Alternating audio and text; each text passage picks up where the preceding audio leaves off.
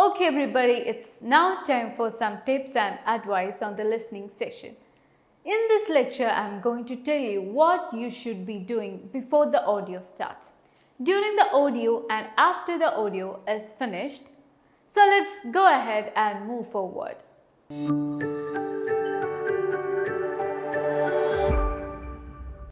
This is the IELTS listening exam tips and advice. So first of all, just some general tips, some general things that you should know. Number one, in terms of keyword, always underline, circle or highlight the keywords because those are going to point you to the answer choices, right? Keep in mind, you have got to listen for synonyms here. Number two, spelling. I get a lot of messages from students asking me about spelling. If I say this word instead of this word, is it correct? Right. So they'll write me questions to say the answers program.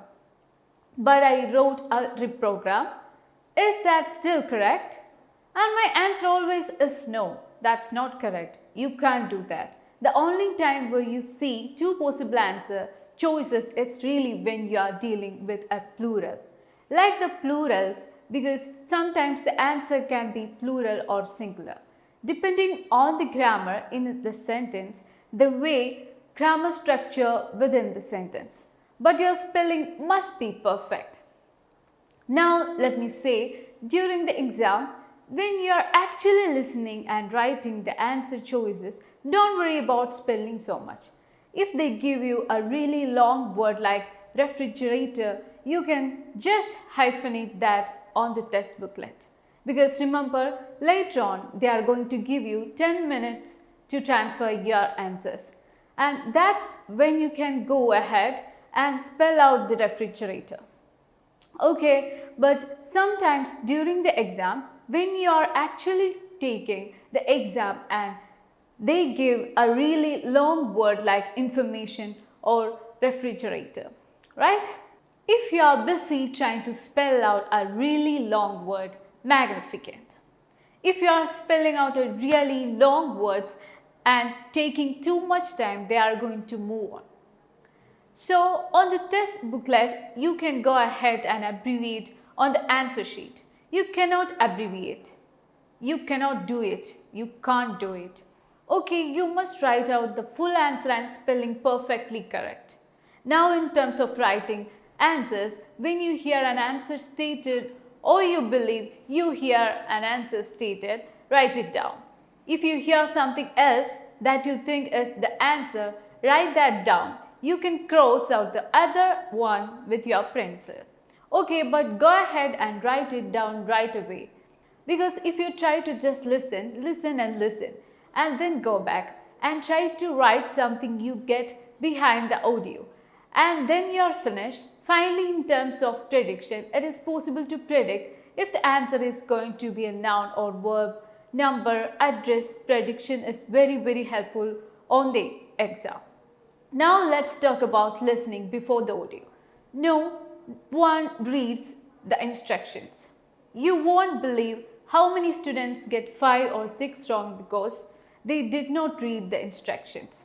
Number 2, know the subject matter because if they are going to give a short presentation on a new sports center, then a lot of the answer choices might be sports related answer choices. Always read for keywords and identify the keywords. It helps you to identify the keywords in the questions because this really helps you know when the answer is being said. Number 4, think about synonyms, especially for the fill in the blank questions. When you are identifying the words before and after the blank line, think about synonyms for multiple choice questions. Because the correct answer choices are going to be synonyms for the answer just stated in the conversation or short presentation. Number 5 is very helpful to know the form of the answer that you are going to get. Name, address, number, noun, verb, and then finally you get through the questions, right? Then they give you the time, the 25 seconds to look over the questions. or the 15 seconds to look over the questions. You get through all those questions in that time period and identify the keywords. Because again, that's going to help you know when they are about to tell you the answer. It's going to help you know the language that's connected to the answer choice. So that's really important. Now during the audio, this means while you are listening and writing answers, listen out for signposting right.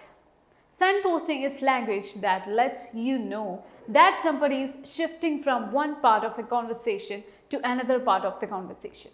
So for example, in section number 3, if it's 2 or 3 people talking very often, one of the students will say the answer choice, the correct answer choice, and the other student will say, okay, that sounds good, that means they are done. And they are now moving from question number 24 to question number 25, right? That's what they are doing. Also during the audio, you have to listen out for paraphrasing. You have heard me say this over and over again. It's all about paraphrasing a synonym language. Number 3, you have to continuously listen. That means when you are running an answer choice, you cannot shut off your ears and stop listening because they are still talking. They are moving on and giving information that's going to lead you into the next question. They don't give an answer choice. Stop, wait for you to write down the answer and then keep going. Also, don't get stuck. If you are not sure of an answer choice, move forward. Don't get stuck. If you get stuck, you get behind. Next, number 5. You see the word they are understanding. And I need to explain this because that's actually something that you should not try to do.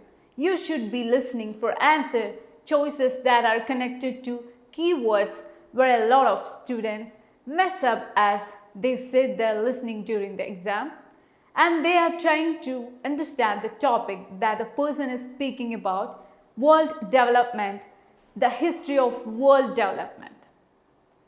And they are trying to really comprehend and understand the subject matter. And that doesn't matter. It doesn't matter. They are not testing your intelligence. But when you sit there and try to listen to the subject, understand the subject matter, you are really going to get behind these misanswer choices. Now, of course, after the audio, there are some things you need to pay attention to. Of course, transferring answers. You are provided 10 minutes to transfer your answer to the answer sheet. Spelling must be perfect on the answer sheet. You cannot abbreviate. You cannot write a synonym if you don't know one answer choice. There are some standard traps that you should listen out for. Number 1, sentence reordering. Very often when they are speaking in the conversation or in a solo presentation, they will take the object of a question and make it the subject. They will reorder the words, they will move around. The blank line was the answer that goes on the blank line.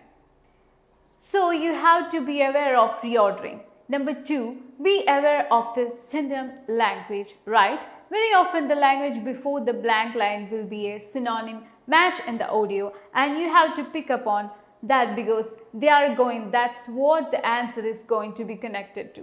Be aware of exact language traps. This happens a lot with multiple choice questions. Also, when you get up into section 3 and 4 or parts 3 and 4, now they have the delayed response. And what I mean by that is, they will give you the answer for number 26. And then they'll just keep talking about whatever the subject is. In number 26, they'll just keep talking about it. So they are delaying before they get to the information for number 27, and they do that for students that have a lower level of English. They are going to get lost. They are going to think, well, wait a minute, is this information now dealing with number 27?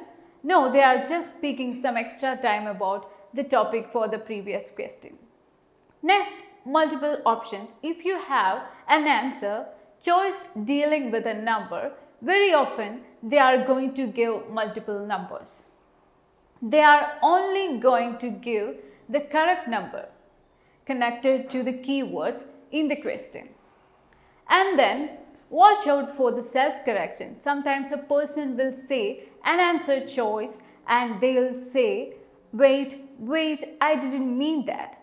What I really mean to say, you have to be aware to these self-corrections. Okay, and coming up next, we are going to now get into listening strategy application, right? For sections 1 to 4 listening strategy application. We are going to take you to all the sections showing you how to apply strategy to a real practice test. Okay, so good luck. I look forward to seeing you and talking to you in the next lecture. Take care and I'll talk to you soon.